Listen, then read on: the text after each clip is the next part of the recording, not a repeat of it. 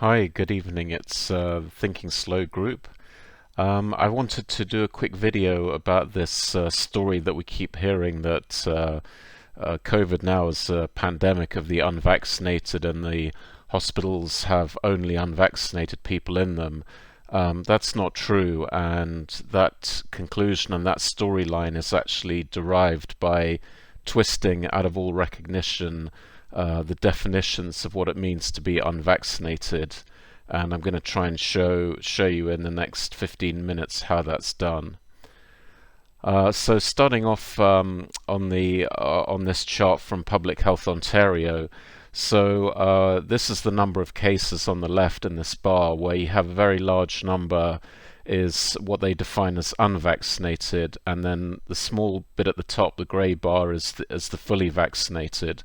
Now, a normal person would think unvaccinated means that they haven't had the vaccine. No, that's not how the public health authorities in Canada and I think the US are accounting for this. They are basically saying that everyone who's had the vaccine and gets sick within 14 days, which is a very high proportion of those sicknesses, is actually counted as an unvaccinated person. So you have to think about that a little bit. What it means that you've had your first dose, you get sick within 14 days. The public health authorities basically treat you as someone that's had no vaccine at all and call that unvaccinated. And that basically is what's at the root of these misleading numbers that we'll look into a little bit more. It's kind of a similar situation with fully vaccinated. So a normal person would think fully vaccinated means you've had 2 doses of vaccine. No, they also twist this definition as well in Public Health Ontario. Fully vaccinated means you've had 2 doses and it's been more than 13 days since the second dose. So you actually, I'll show why this is important, you actually narrow down quite significantly the number of people that you consider to be fully vaccinated. Now, the reason that all matters is this chart here. Basically, what it's showing is that a lot of COVID sickness is coming within 14 days of the vaccine, and you can see on the x-axis here is the number of days from vaccination, and the y-axis is the number of cases. So this whole dark blue area are the COVID sicknesses within 14 days of the first dose.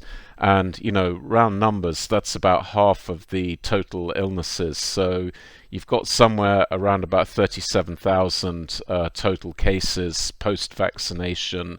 And, roughly speaking, 18,000 of those Public Health Ontario is saying no, they count as unvaccinated because they got sick within 14 days. Now, that to me is illogical. If you've had a dose of vaccine, you are partially vaccinated. That's the only thing that makes logical sense. And it's a similar story with the second dose. So the second dose, they say 13 days after the second dose is still counting as partially vaccinated, not fully vaccinated. So it's the same story again, but with much smaller numbers. So in the corner you can see the yellow bars. That is sickness within 14 days of the second dose. So they don't count that as fully vaccinated. That gets transferred to partially vaccinated. And then, so when you think about this number, that when you hear only a very small number of people are ill after their second dose, that means that all that says to you is everybody else got sick either within the first 13 days of their second dose or after their first dose. So it's actually not telling you anything. They call this the breakthrough cases. So there's only 1,988 of those, but that's because all the other cases happened beforehand. So I hope you appreciate that if you narrow down your definition so much of what it means to be vaccinated, of course you only end up with a very small number of cases in that small definition of second dose fully vaccinated. So that's all it's saying basically.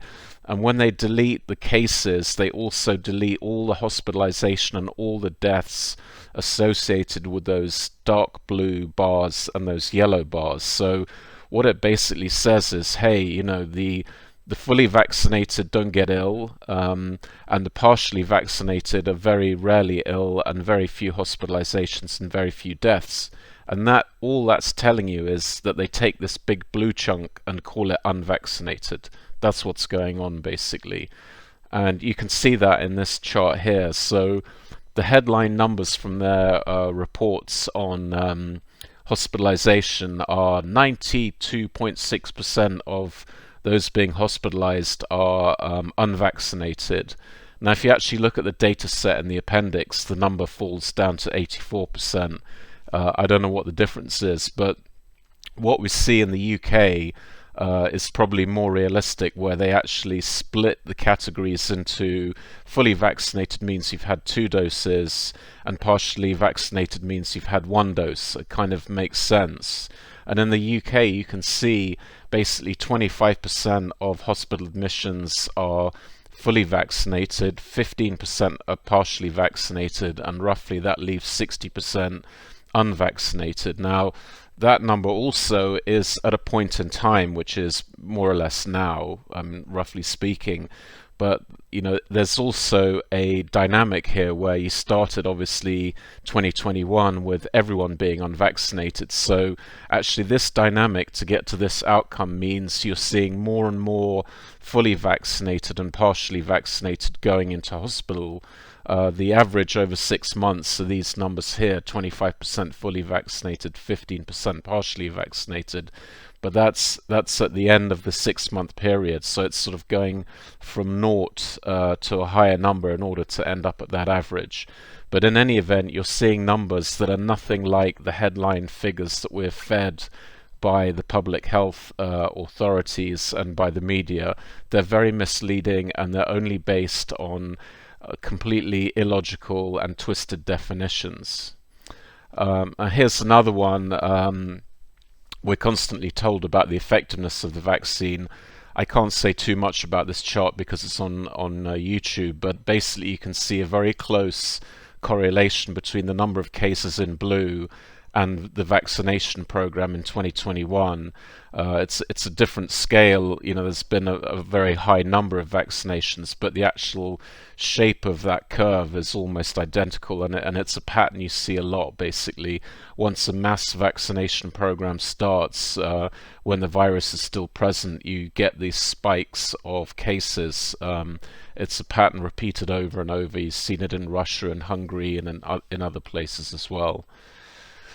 So, and then the last thing on vaccines I'd like to say is that this is also a pattern repeated quite often, that the number of people in hospital or on mechanical ventilation in 2021 is many-fold higher than it was in 2020. So this is Ontario's intensive care unit occupancy. The dotted orange line is 2021. And the solid blue line is 2020, the same days. So this runs from July to August, and you can see the same pattern here, about 4 to 5 times higher in 2021. And of course, you know, one thing that is different in 2021 is vaccine rollout. So it's the same disease, the same population, but for some reason there's a lot more ICU occupancy this year than there was in 2020 when we had no vaccines at all. And I have a theory about that, but I'm not gonna say it here because I don't want this taken down. And then, you know, lastly, a lot of what we're seeing now, this sort of rollout of the vaccines, is based on emergency use authorization. And there's quite a lot of noise in this chart, but the dotted line is 2021, the dotted black line, and basically what this is it's right in the middle now of the range that you've seen for the last few years. So I took 2020 out because there was a big spike in 2020, but 2021, it's very difficult to claim there's an emergency in place that justifies emergency use authorization for the vaccine. Now, just wrapping up then, why is all this happening? And this is something I can't comment on too much, but one thing I will say, because it's public record, is the Bill and Melinda Gates Foundation called in April 2020 to vaccinate everybody, basically. This is right from a press statement, so it's not made up. And at that point, we knew, well, we didn't have a vaccine, so who knows what the trial data was going to be and what the risks are.